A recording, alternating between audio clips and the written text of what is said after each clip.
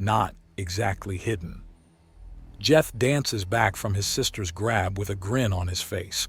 She scowls and makes for another attempt to get his training sword. Unfortunately, while she easily has 100 pounds and 2 feet in height on him, it's also taken away her flexibility. That's the problem when you slowly mold your body to being the biggest and strongest you can manage. You don't end up very quick. Her twin Min-Erla pushes in to help Mina-Erla, but two oversized and clumsy sisters grabbing at Jeth doesn't make things any easier for them. "Should we be worried?" their mother asks Dale, who shrugs. "We'll step in if things get out of hand, but a little roughhousing teaches competition and encourages self-improvement. It's a good thing at this stage," Dale remarks as he watches nearby. "I see," Quor-Erla remarks somewhat wryly. "He's doing fine," Dale assures her as the twins are joined by Viti-Erla, and she tries to tackle the increasingly slippery Jeth-Erla and trips her sisters by accident, prompting Jeth to burst into laughter at the sight of all three of them tangled up together in a heap. "Get him!"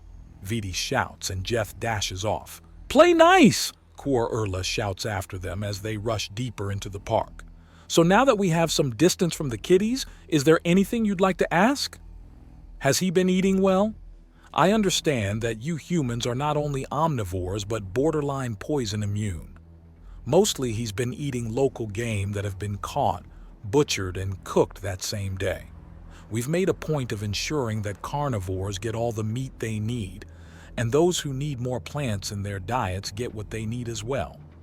The only vegetation he's taken in have been used as slight flavorings at the recommendation of Bryn Char, a sorcerer who wants to add the skills taught at our village to his own abilities." Bryn Char, that name is very familiar.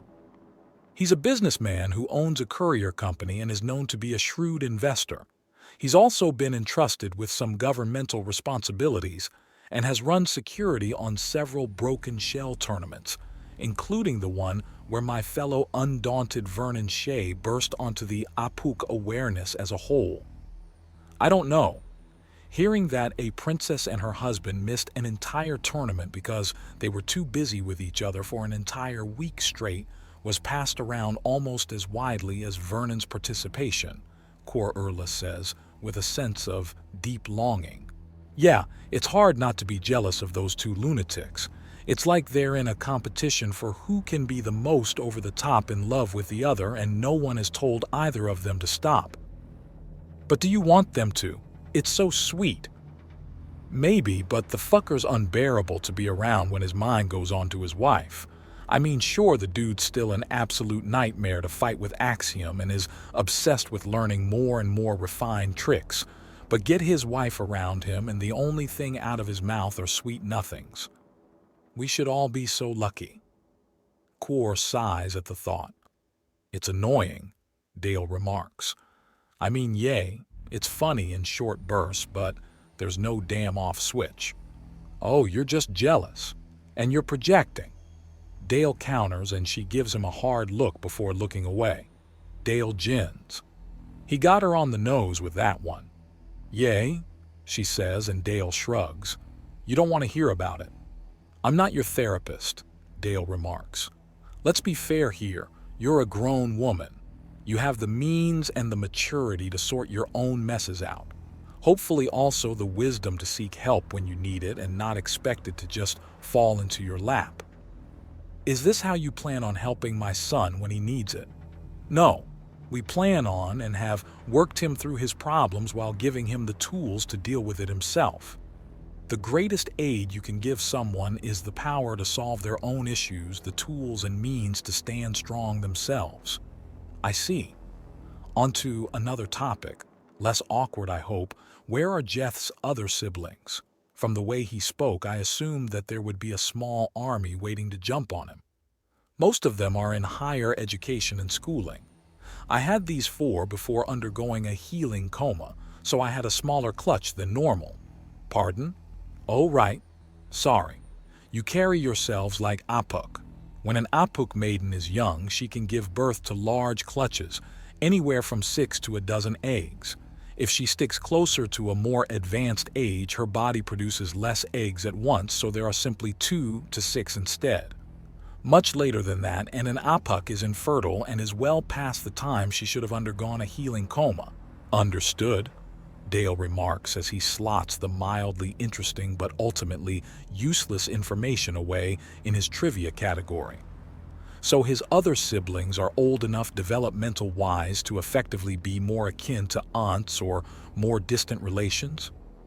Yes, I've raised many children, but Jeth is my first and only son, and I was so terrified I would do something wrong. Then I went and burned it up anyways.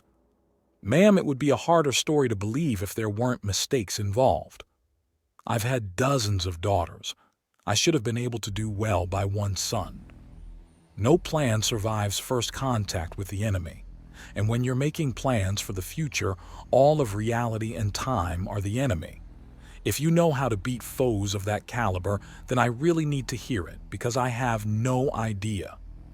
Dale says, grinning, and Quor actually giggles at the idea, then takes on a haunted look. That's not the look of a young civilian. That's the look of an old one, a very old one with a life full of tragedy and loss. How the hell does a human man in his early 30s keep up with a galaxy of ancient magic women?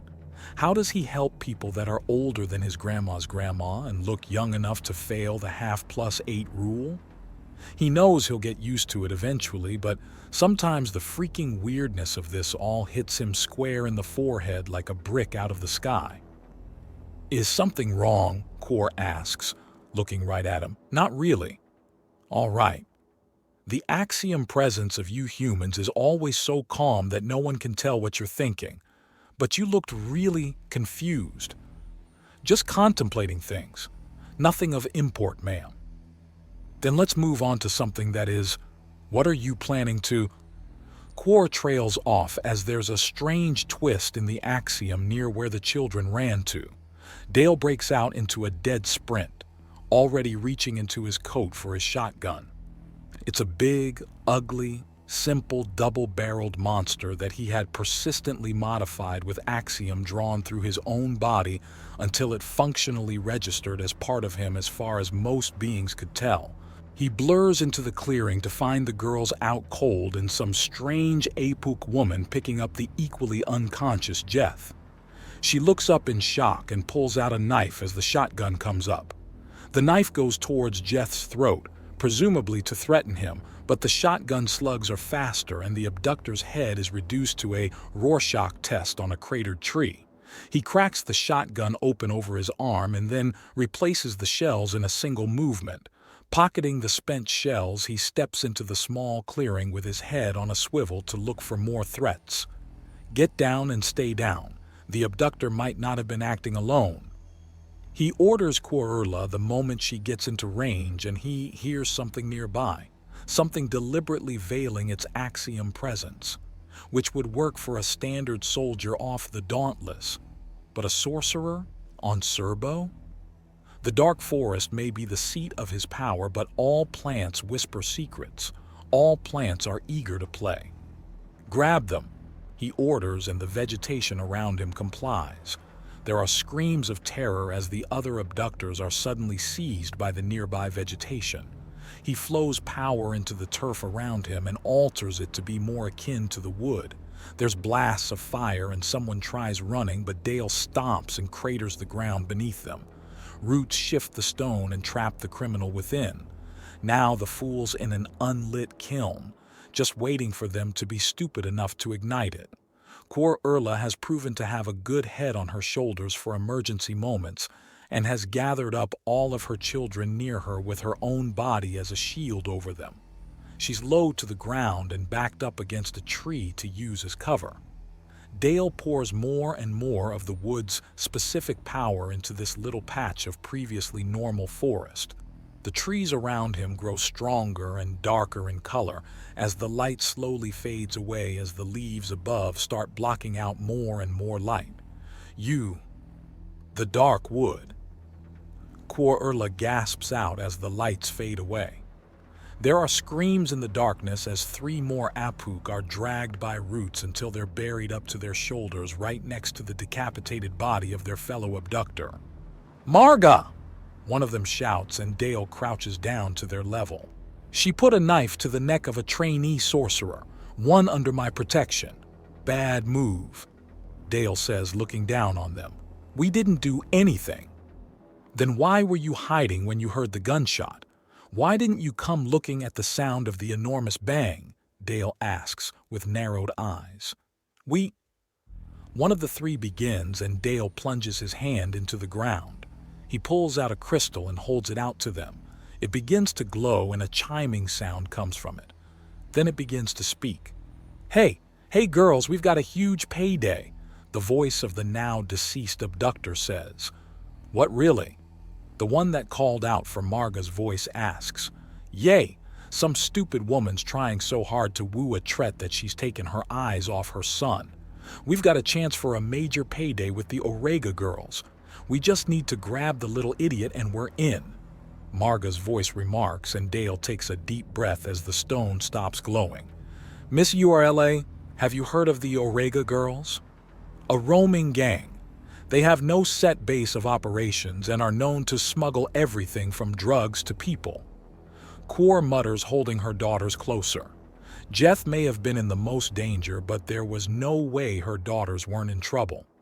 "So you're saying we may have an in on this group?" Dale asks with a vicious grin. The light from above darkens further and further, and the forest starts to groan. This little patch of public park is becoming a speck of the wood, an extension of its reach in the middle of an otherwise mundane forest. Need up there's danger," Jeth mumbles before sitting bolt upright. "Who was the forest? It was talking and oh my goddess, she's dead." "Calm down, kiddo, I've got this," Dale says, before reaching to the tree above him that reaches down with a branch. His voice then echoes out from the plant life all around them. "Shinobi, to me," is heard by everyone present, and dozens of dark shapes drop down from above before righting themselves. "Brothers, these 3 and the corpse tried to kidnap one of our own to sell. My priority is to keep the Erlas safe. You know what to do." "We'll be taking them to containment," someone says, and they vanish with the still living and the dead abductors. "I'll be speaking with our enchanted brother. See if he can't get an audience to confirm exactly how much authority we have in this form of situation," Koga says as he adjusts his glasses and then vanishes as well. "What was that?" Quor Urla asks as the light slowly begins to return to the area as the presence of the wood seems to go to sleep and the forest becomes considerably less supernatural in nature. "Sorcery, dear woman. Sorcery, it's what your son is learning with us. I heard that, not just out of the plants but in my head too," Jeth says in surprise. Thankfully, he seems to have brushed aside seeing Marga's dead body for now. Good. That'll give his subconscious more time to chew at it without causing him outright distress. Good. That means you're getting better at listening. That's important. "What is that thing you're holding?" Quor asks as she shakes her daughters to try and wake them. "Double-barreled shotgun, customized for resilience beyond what it would normally have, which is already fairly high. I was taught how to hunt with a gun like this, so I'm a fairly good shot, but not quite sniper level. It sounds like thunder." She notes somewhat in shock now that the danger is past and she's no longer in do or die mode. "Yeah, it's a kinetic weapon. It uses a controlled explosive to launch a chunk of metal at high enough speeds to penetrate all but the most hardened targets. Works great on larger animals if you know where to aim." Dale explains, his tone calm, and even in order to keep things calm. Last thing he needs is to deal with someone panicking. "Can I learn that?" "Some basic shooting is fine.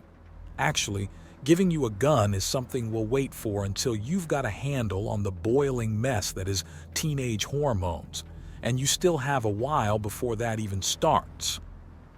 Mom? What happened? We were just running and all of a sudden. Are the trees different?" Vidi Urla asks, and Cor Urla winces. Dale killed a kidnapper, Jeth exclaims, and Dale blinks both physically and mentally. Okay. Little guy's bouncing back so well that he's damn near attaining flight. That's good. Now hopefully his sisters do too.